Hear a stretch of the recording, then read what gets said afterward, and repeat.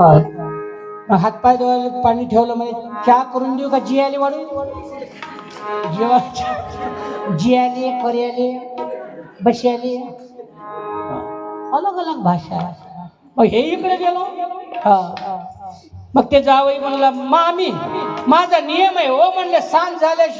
दिवा लागल्या बिगर मी दिवा लावा लवकर मला जेवाय द्या मला रात्रीचं जेवता येणार नाही कारण याला दिशे नाही दिवस डुबला की फ्यूज गेले.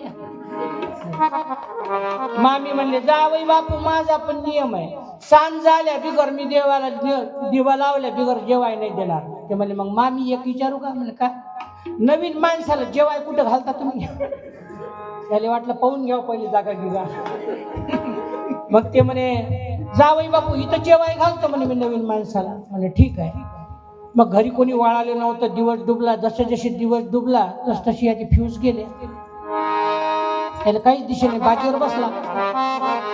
सासू म्हणे जावई बापू आता वाळाय कोणी नाही आता मलाच वाळावं लागेल गरम गरम तुम्हाला जेवाय देतो तुम्ही असं करा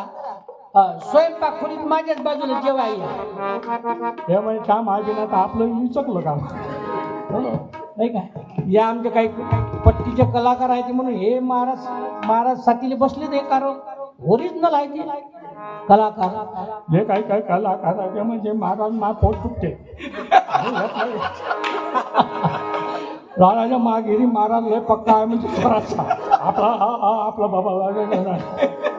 त्याचं मग पेटी काकू ते काही कोकाऊ कमका साधा आवाज तर निदा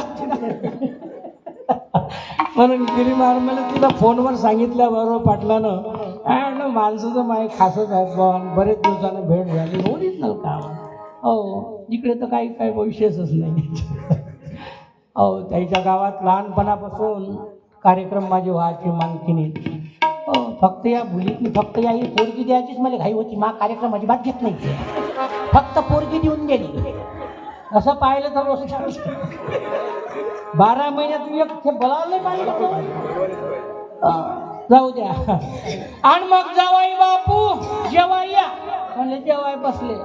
मग तिनं निजबोधाचा भात अक्षय शांतीचं वरण अभेदाचे वडे शांतीच्या पुऱ्या सद्गुरु कृपेचं तूप वाढलं पलीकडे वगारू होतं बांधून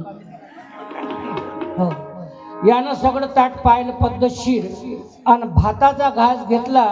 वगारानं आपलं दावलंबी केलं सरकत आलं आणि याचं पुरं ताटच खाल्लं. सासू म्हणले जावई बापू तुम्हाला दिसतं का नाही म्हणले दिसतं ना म्हणले त्या डोबाळाने पोळी खाल्ली ना तुमची तुम्हाला दिसतं का नाही दिसतं ना काही लोक लय मुजर आहेत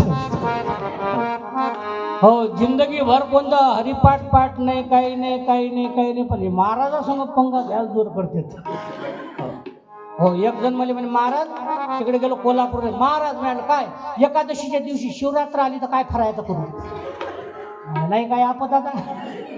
आर म्हणलं बाबा एकादशीच्या दिवशी शिवरात्र कशी काय येणार नाही म्हणले आली तर मी यायली कुठं म्हणायलो आली तर मी त्याच्यापेक्षा म्हणाला अरे राजा